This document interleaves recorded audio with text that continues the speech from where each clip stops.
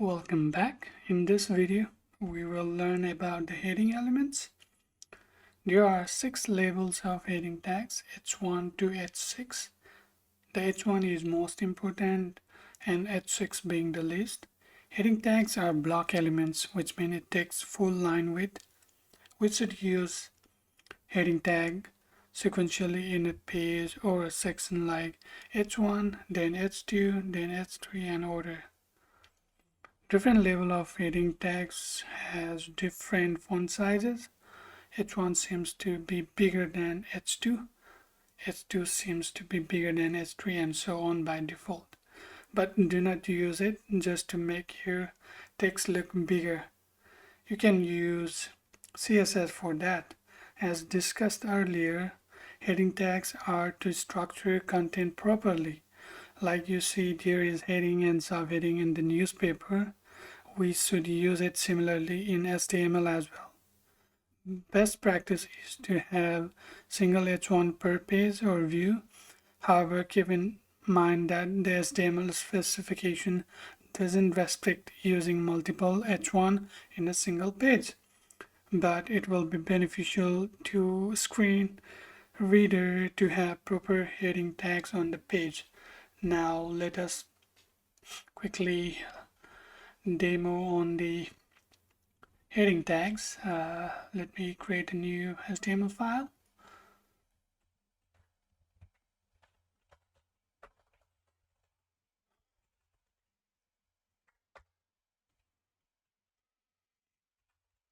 Just using a shortcut here to have all the necessary tags for creating HTML documents.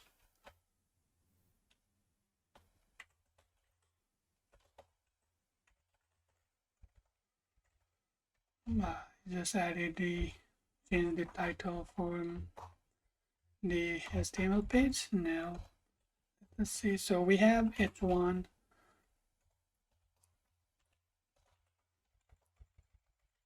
H2 up to H6. All right, H3, H4,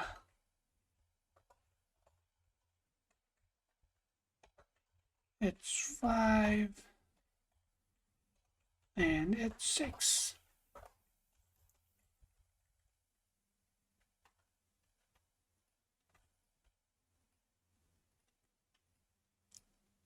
This is a cool feature on the VS Code and most of the IDE would have, so that we can change any line in parallel.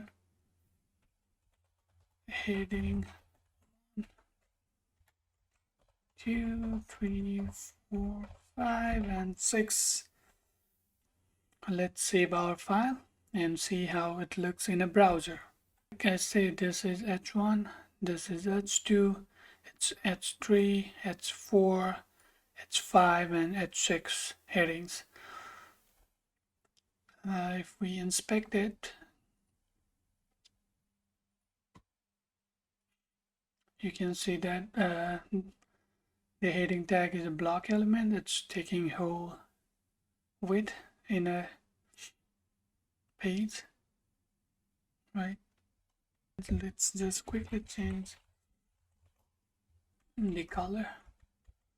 See how it takes the whole line. That's what the block element does, and I have already told what is block element and inline element in our previous videos. You can just go and check it, those videos. And if we take a look at the example on the Wikipedia page, we can see that this page has H1 heading, then some text, and this should be H2 heading. See, this is H2 heading, and this would be H3 heading, right? And so on. If it is in the same label, I mean in the same label in the DOM tree, then they can have a similar heading. So it's H3, and this is H3 because it's in the same DOM tree level. So H3, we might see some other heading too.